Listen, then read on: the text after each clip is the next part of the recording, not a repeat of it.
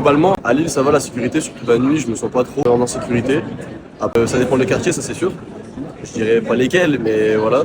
Mais là, globalement, les centres en général, et même la nuit, c'est pas trop craignos. Donc, pour le coup, ça va. Certains quartiers sont vachement bruyants, surtout au niveau des bars. Mais sinon, l'ambiance serait super sympa. Le seul problème, c'est que ça dérange, ça fait trop de bruit, on n'arrive pas à dormir. Je trouve qu'il n'y a pas assez de transport la nuit, je trouve que c'est l'un des seuls bémols, surtout dans les quartiers un peu éloignés. Moi par exemple, j'habite à Neuville-en-Ferrain, c'est vrai que c'est plutôt compliqué, c'est pas trop desservi. Donc voilà, c'est à peu près l'un des seuls bémols qu'il y a. Non, du coup, je trouve qu'il n'y en a pas assez. Justement, enfin, il y a des transports de nuit en plus, mais ça ne fait pas toutes les villes, donc ça reste assez dangereux. Et il y a des grandes villes, par exemple, où justement, c'est tout le temps, c'est beaucoup plus tard dans la nuit, et donc forcément, c'est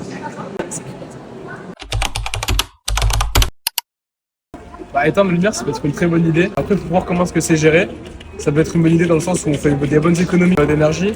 Mais bon, après, ça peut créer une forte insécurité, donc à voir comment est-ce que ça peut être géré et amené.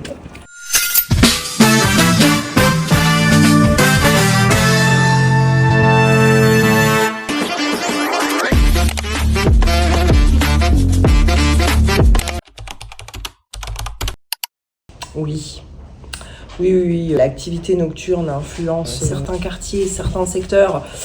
Pourquoi? Parce que les étudiants donc sont là pour pouvoir combler la demande d'investisseurs locatifs.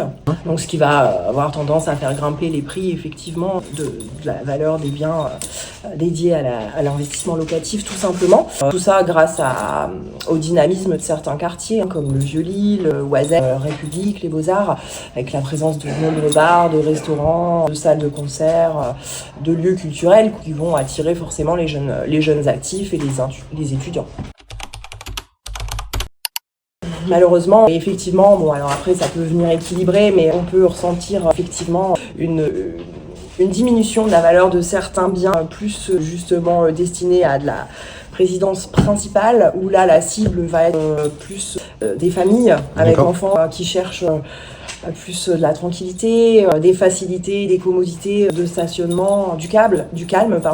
Et là, oui, à contrario, ça pourrait avoir tendance à faire baisser la valeur de ces biens-là, oui.